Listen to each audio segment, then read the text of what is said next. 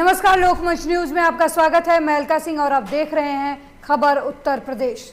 Bulletin की शुरुआत करते हैं अलीगढ़ के अति संवेदनशील इलाके में शाम के करीब एक रिक्शा चालक गायब हो गया, जिसके बाद रात में एकत्रित हुए गायब व्यक्ति के परिजनों सहित स्थानीय लोगों ने हंगामा करना शुरू कर दिया। बता दें कि अब्दुल करीम चौराहे पर हंगामा कर रही भीड़ को शांत कराने के साथ साथ अधिकारी लोगों को कोतवाली थाने ले आए, जिसके बाद उन्हें बैठकर कार्रवाई के लिए समझाया। वहीं पीड़ितों द्वारा की गई तहरीर पर पुलिस ने मुकदमा दर्ज करने के आदेश दिए हैं। बता दें कि कोतवाली थाना क्षेत्र के भोजपुरा का निवासी है रिक्शा चालक। अलीगढ़ में एक रिक्शा चालक रात के समय गायब हो गया। इसको लेकर पीड़ित परिजनों और मोहल्ले के लोगों ने जमकर हंगामा किया। हालांकि एसपी ने परिजनों को इस बात का दिलासा दिलाया कि वो जल्द ही रिक्शा चालक को खोज लाएंगे।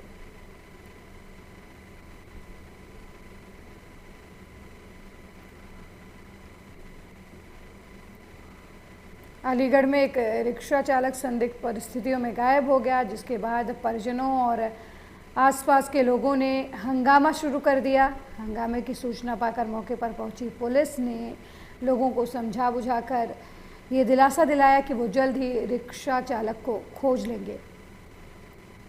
अलीगढ़ की ये खबर है, जहां एक रिक्शा चालक संदिग्ध परिस्थितियों में गायब हो गया। अति संवेदनशील इलाका होने की वजह से परिजनों और आसपास के लोगों ने भीड़ इकट्ठा कर हंगामा शुरू कर दिया, जिसके बाद मौके पर पहुंचे पुलिस अधीक्षक ने परिजनों को दिलासा दिलाया कि वो जल्द ही रिक्शा चालक को खोज लाएंगे।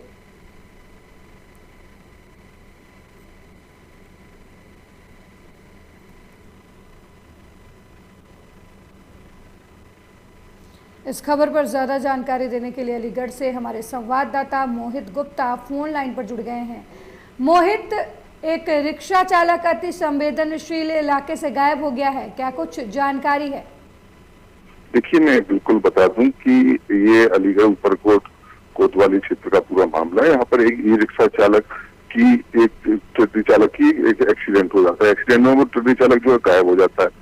मामला यही था कि वो चालक जो ट्रडी चालक है, जो रिक्शा चालक है, वो इतना नशे में था। नशे में होने के कारण वो कहीं पर गिर पड़ता है।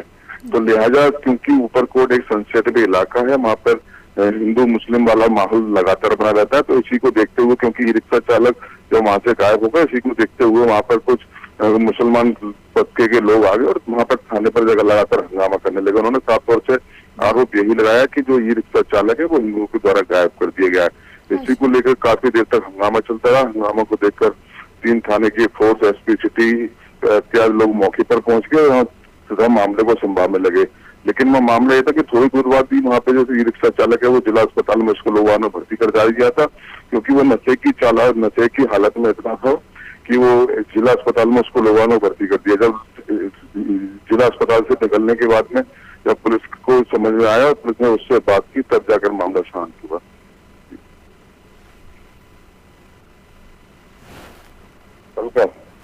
मोहित, अति संवेदनशील इलाका है, पुलिस की तरफ से क्या कुछ कार्रवाई की जा रही है?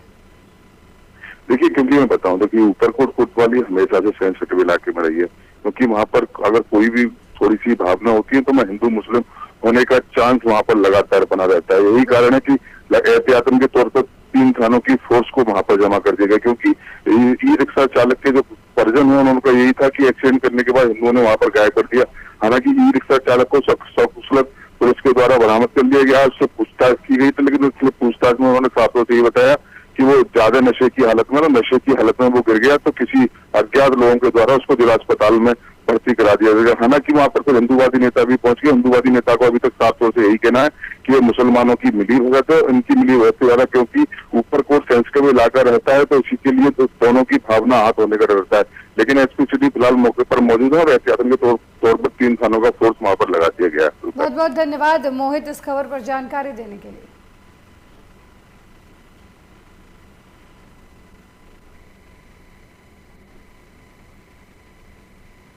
मैं पुलिस वालों के साथ सब जगह गया देखने, और उसके साथ उसका भाई है, कौन है, मामा है। अभी मैं आ रहा था देख के, उनने मुझे मारने की धमकी दी है कि अगर हंगामा करोगे सब हिंदू मिल के हम तुम्हारे ऊपर पथराव कर देंगे।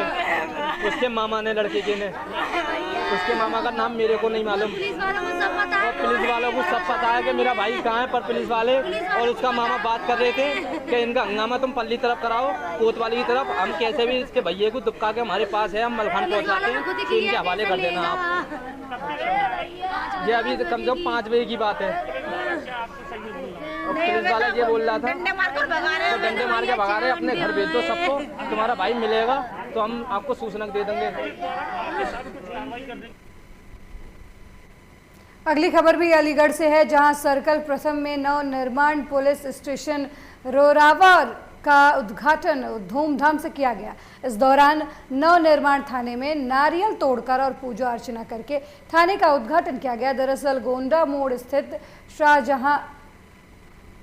शाहजमाल पुलिस चौकी को अब नया रूप देकर थाना बना दिया गया है। वहीं नव निर्माण थाने का उद्घाटन पुलिस अधीक्षक नगर कुलदीप सिंह गुनावत ने नारियल तोड़कर किया, पूजा अर्चना किया। बातचीत के दौरान एसपी सिटी कुलदीप सिंह गुनावत ने कहा कि सर्किल प्रथम में रोरावर थाने का उद्घाटन किया गया, जिसका थाना अध्यक्ष सुनील कुमार श्रीवास्तव को नियुक्त किया गया है।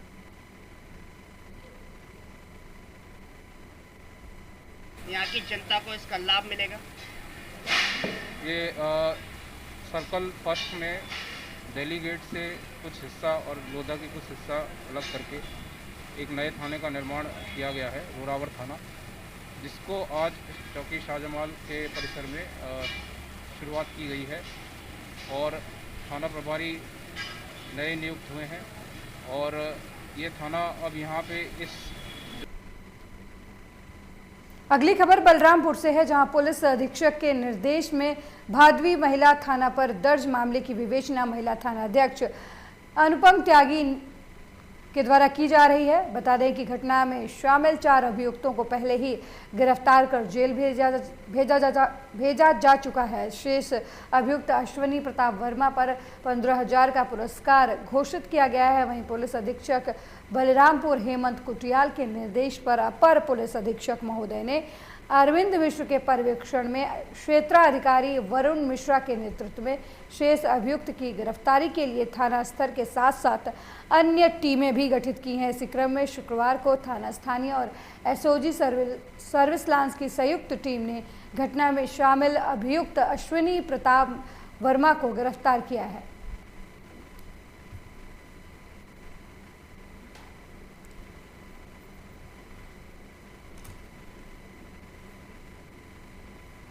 थाना रेहरा पर 8 अप्रैल 2021 को एक घटना घटित हुई थी, जिसके अनुक्रम में महिला थाना पर 376D, 328, 120B और 392 आईपीसी में अभियोग पंजीकृत किया गया था, जिसकी विवेचना थानाध्यक्ष महिला थाना द्वारा की जा रही है।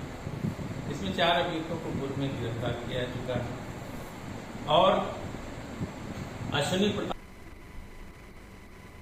बुलंदशहर की तहसील सिकंदराबाद के गांव चंदेरू में प्रतिबंधित प्रजापति के 14 क्विंटल मछली को प्रशासन ने तालाब से निकलवाते हुए जेसीबी की सहायता से गड्ढे में दबा दिया। बता दें कि एसडीएम के नेतृत्व में की गई कार्रवाई से मछली पालकों में हड़कंप मच गया है। वहीं मौके से आरोपी मछली पालक फरार हो गया, जिसके बाद मौके पर मीट कटर मशीन और प्लास्टिक ड्रम भी पाए गए। मछली के तालाब में छापे के दौरान मत्स्य विभाग के मुख्य कार्यकारिणी अधीक्षक ने बताया कि गांव के चंदेरू स्थित तालाब में प्रतिबंधित प्रजाति की मछली का पालन किया जा रहा था। स्थलीय सर्वे के बाद तालाब में प्रतिबंधित मछली के पालन की पुष्टि हुई। मछली पालक इस प्रतिबंधित प्रजाति की मछली को सड़ा गला मीट खिलाते थे। इससे संक्रमण के फैलने का खतरा बना रहता था। मामले में आरोपी के खिलाफ पुलिस के कार्रवाई की तहरीर दी गई है।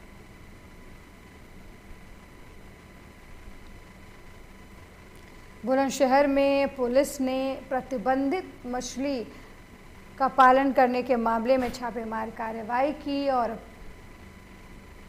मछलियों को जमीन के अंदर गाड़ दिया गया। फिलहाल मछली पालक मौके से फरार है। बता दें, मछली पालक प्रतिबंधित मछली तालाब में पाल रहा था और उन्हें सड़ा गला मीट खिला रहा था, जिससे महामारी फैलने की आशंका थी।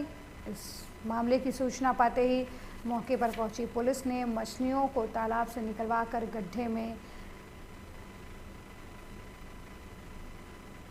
दबाया और फिलहाल पुलिस इस मामले में कार्रवाई कर रही है और मछली पालक की तलाश की जा रही है। इस खबर पर ज़्यादा जानकारी देने के लिए बुलंदशहर से संवाददाता संजीव भटनागर फोन लाइन पर जुड़ गए हैं। संजीव, प्रतिबंधित मछलियों के पालन का मामला सामने आया है, क्या कुछ जानकारी है?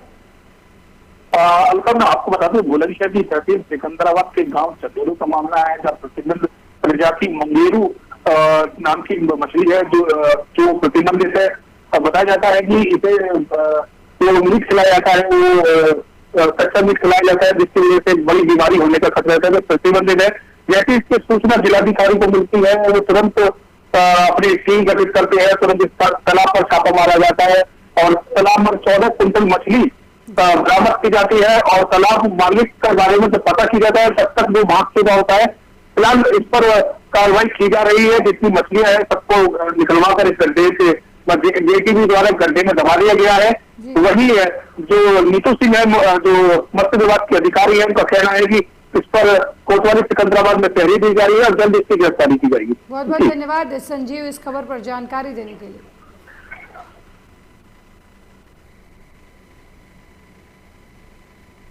गांव चंदेरू में प्रतिबंधित प्रजाति की मछली थाई मांगुर का पालन किया जा रहा था। इसकी सूचना हमें प्राप्त हुई। इसका हमने सर्वे कराया था क्षेत्र प्रभारी को यहाँ बीच कर।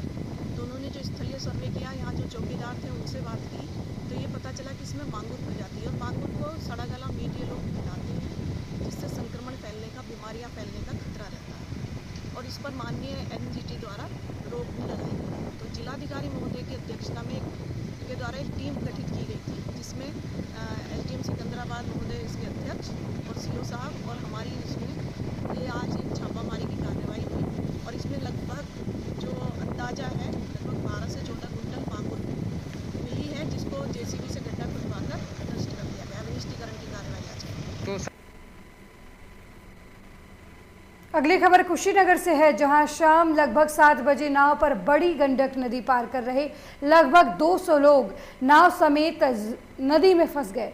नाव में लगे इंजन में आई तकनीकी खराबी के चलते नाव नदी के बीच धारा में फंस गई, जिससे करीब 5 किलोमीटर बहकर नदी के बीच धारा में नाव संपूर्ण नगर गांव के सामने धारा में रुकी। वहीं आसपास के ग्रामीणों की सहायता से नाव पर सवार लोगों को दूसरी छोटी नाव से बाहर निकाला गया। वहीं घटना की सूचना मिलने के बाद DM और SP ने घटना स्थल का जायजा लिया। नदी के बीच धारा में फंसे लोगों को रेस्क्यू कर निकाला जा चुका है।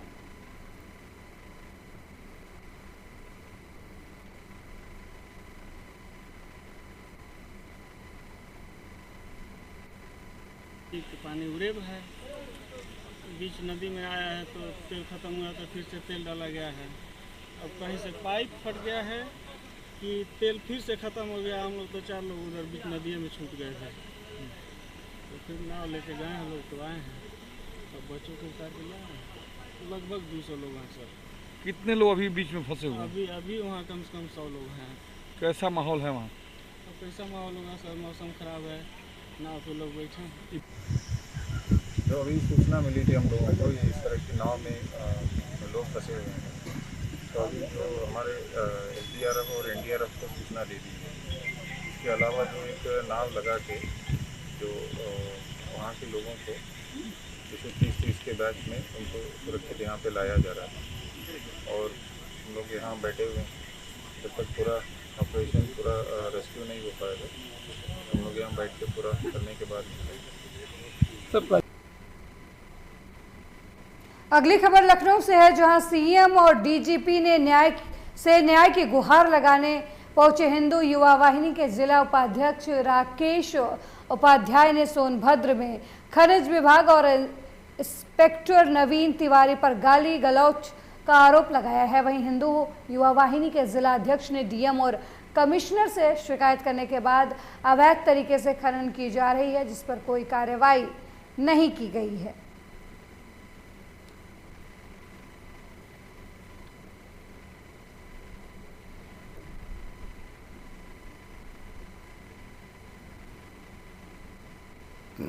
जिला उपाध्यक्ष पद पे मैं हूँ वर्तमान समय में, और ये सोनभद्र में ये खनिज विभाग के द्वारा एवं चौपन इंस्पेक्टर श्री नवीन तिवारी जो के द्वारा कुछ वहाँ पे गलत कार्य किया जा रहा है, जैसे कि ओवरलोड गाड़ियाँ जा रही हैं, बिना परमिट की गाड़ियाँ जा रही हैं। तो फिर इसी संदर्भ को लेकर के हम गए चौपन थाने में 3 तारीख को जब जाते हैं।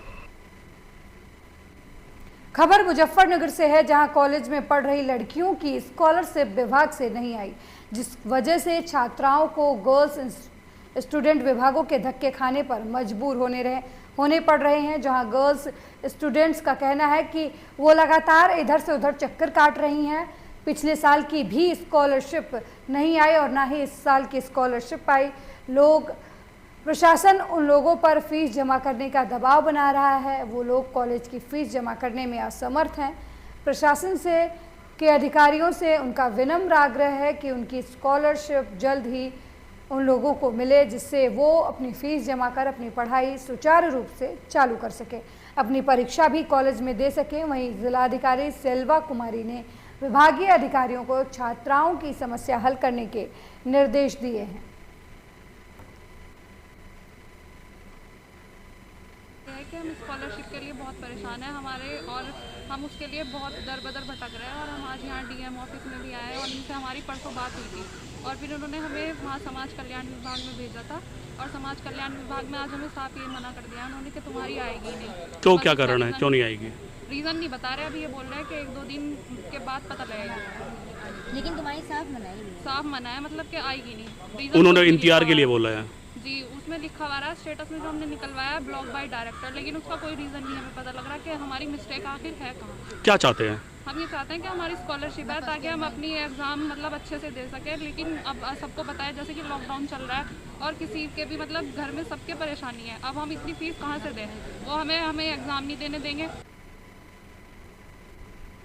अगली खबर रामपुर से है, जहां गांव के रहने वाले युवक आमिर चंडीगढ़ में एक सैलून में काम करता था। उसने फेसबुक पर एक असम लड़की से दोस्ती की और फिर लड़की से रिश्ते बनाकर उसे चंडीगढ़ बुलाया, जिसके 8 महीने के बाद लड़की प्रेग्नेंट हो गई और उसे वापस भेज दिया। वहीं कुछ भी दिन बीत जाने के बाद जब लड़के ने लड़की से कोई बातचीत नहीं की तो लड़की ने लड़के की खोजबीन शुरू कर दी, जिसके बाद लड़की ने पुलिस का सहारा लेकर युवक का पता लगाया, जहां सामने आया कि लड़के ने पहले से ही शादी की हुई है और उसके 2 बच्चे भी हैं और तीसरे बच्चे की डिलीवरी होने वाली है। जहां पुलिस ने युवक को थाने ले जाकर काउंसलिंग की और पहले युवती ने लड़के के साथ ही रहने की बात कही।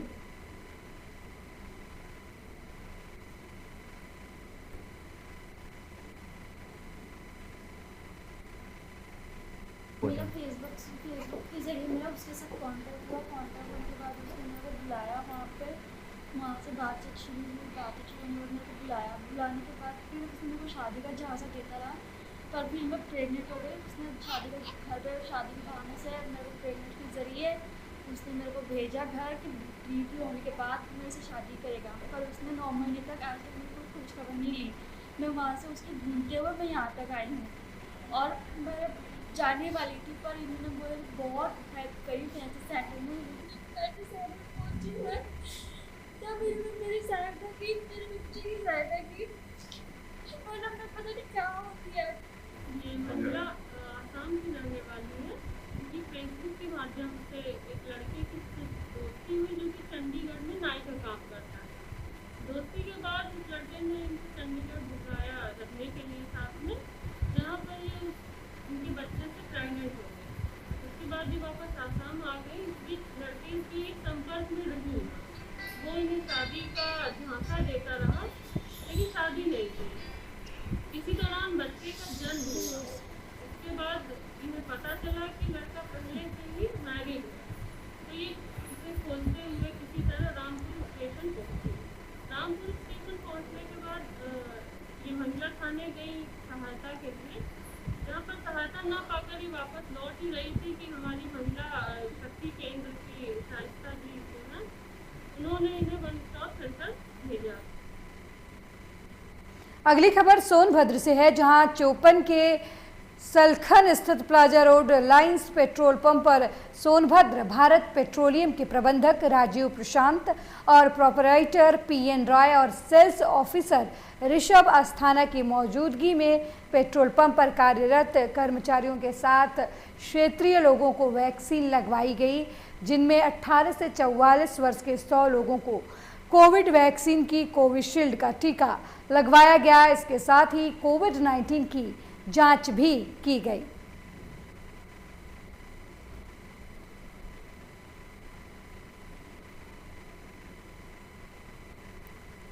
हमारे भारत पेट्रोलियम के सौजन्य से और हमारे प्लाजा रोड लाइन के सौजन्य से हम लोग ये कोविड का टीकाकरण करा रहे हैं।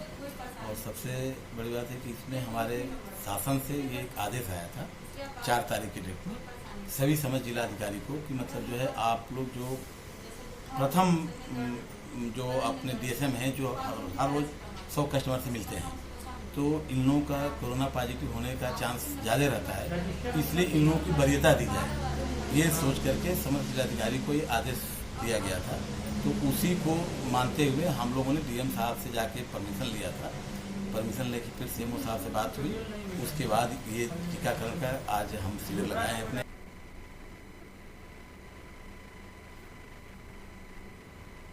अगली खबर वाराणसी से है, जहां सन 2015 में वाराणसी आए जापान के पूर्व प्रधानमंत्री शिंजो आबे के भारत दौरे पर आने के बाद धार्मिक और प्राचीन नगरी काशी में भारत और जापान के दोस्ती का प्रतीक रुद्राक्ष कन्वेंशन सेंटर की नींव रखी गई थी, जहां से कन्वेंशन सेंटर लगभग बनकर तैयार हो चुका है और जल्द ही देश की जनता को ये सौगात लोकार्पण के बाद समर्पित की जाएगी। प्रधानमंत्री देश को इस सौगात को समर्पित करेंगे।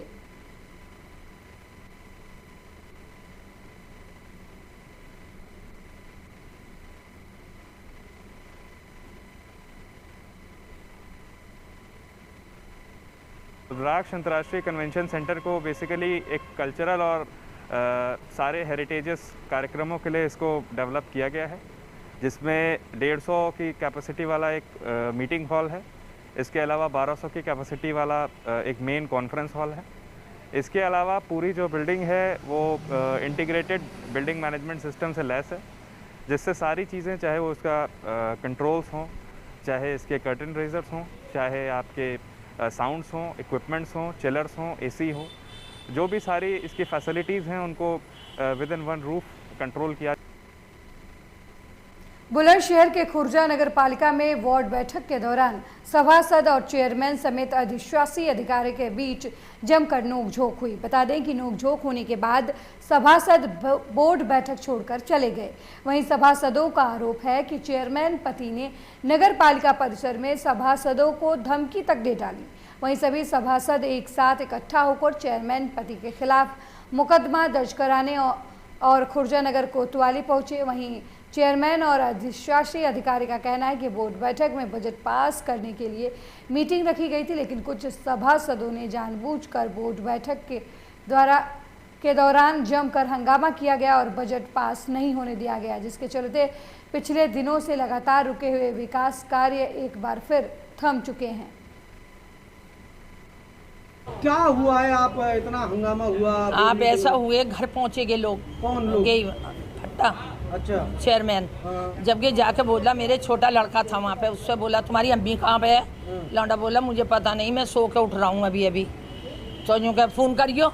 लौंडे ने फ़ोन करा, अम्मी तुम कहाँ पे हो? मैं बोली भैया मैं आँखों वाले के आई हूँ। आ गई समझ में? मैं आँखों वाले के आई हूँ। यूँ कह अम्मी के बैठे हुए हैं चेयरमैन साहब यहाँ पे, तो और ये बहुत बदतमीजी कर रहे हैं, बहुत कह रहे हैं कि अच्छी बुरी। नहीं, ऐसा कुछ नहीं है। बाहर हम आए थे ना, अंदर हुई थी, थोड़ी बदतमीजी की सचिन महावी ने। बाकी हम बाहर आए मीटिंग को ख़त्म कर कर, तो बाहर आए ना, बाहर आने के बाद मेरे हस्बैंड कहने लगे चलो चलो, हम फिर बैठे। इतने में वो आए जाहिद मेंबर, उन्होंने कहा क्या कहते हैं, गाली पकने लगे मेरे हस्बैंड को, कासिम, सचिन महावी, अमीना बेगम। वो कहने लगी कपड़े फाड़ दूंगी मैं। देखिए बोर्ड की बैठक बड़ी शालीनता से शुरू हुई थी मैंने सबसे आग्रह किया था कि चूँकि बजट की बैठक है, बजट पास होगा तभी विकास कार्य भी होंगे, सभी के वेतन निकलेंगे, सारे काम होंगे। मेरी शालीनता से कहने के बावजूद भी बजट में जो है मैंने प्रस्ताव रखा। प्रस्ताव रखने के बाद सचिन मावी द्वारा जो इसका विरोध किया गया, मैंने कहा कि आप अपना विरोध कर दर्ज करा लो, लेकिन वो सभी का नाम लिखवा रहे थे।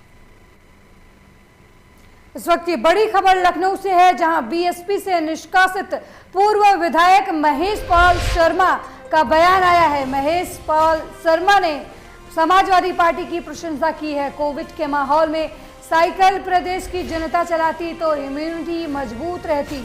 9 बीएसपी नेता निकलने की सूचना के साथ समाजवादी पार्टी में इनका जाना तय है। बड़ी जानकारी आपको लखनऊ से दे रहे हैं, जहां बसपा से निष्कासित पूर्व विधायक महेश पाल शर्मा का बड़ा बयान आया है। महेश पाल शर्मा ने समाजवादी पार्टी की प्रशंसा की है। कोविड के माहौल में साइकिल प्रदेश की जनता चलाती तो इम्यूनिटी मजबूत रहती।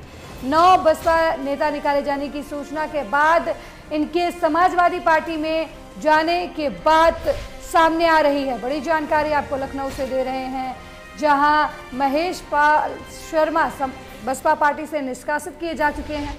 महेश पाल शर्मा ने समाजवादी पार्टी की प्रशंसा की है। उन्होंने कहा कि कोविड के माहौल में साइकिल प्रदेश की जनता चलाती तो इम्यूनिटी बरकरार रहती। बता दें कि बसपा के निष्कासित 9 नेताओं के सपा में शामिल होने की अटकलें लगाई जा रही हैं।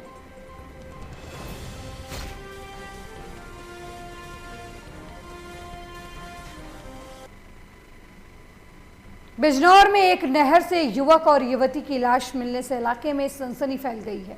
वहीं घटना की सूचना मिलते ही पुलिस ने नहर से युवक युवती दोनों के शवों को बाहर निकलवाया और जांच पड़ताल शुरू की। पुलिस का मानना है कि मृतक प्रेमी युगल है। प्रेम में असफल होने पर आत्महत्या का मामला प्रतीत हो रहा है। वहीं मौत का सही कारण जानने के लिए शवों का पोस्टमार्टम जरूरी है।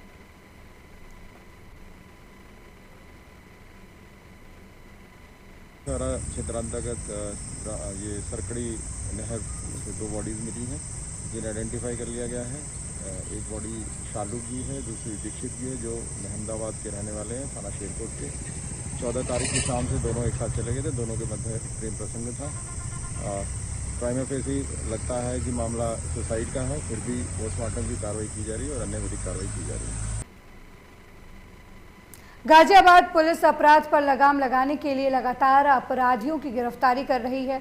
बता दें कि गाजियाबाद के घंटाघर कोतवाली पुलिस ने वाहन चोरी करने वाले गैंग को गिरफ्तार किया है। पुलिस ने 5 वाहन चोरों को गिरफ्तार करके उनके पास से 14 मोटरसाइकिल और एक स्कूटी बरामद की है। वहीं कोतवाली पुलिस ने मुखबिर की सूचना पर रेलवे स्टेशन से वाहन चोरी करने वाले गैंग को गिरफ्तार कर लिया है। पुलिस को उम्मीद है कि इनकी गिरफ्तारी के बाद वाहन चोरी के मामलों में कमी आएगी।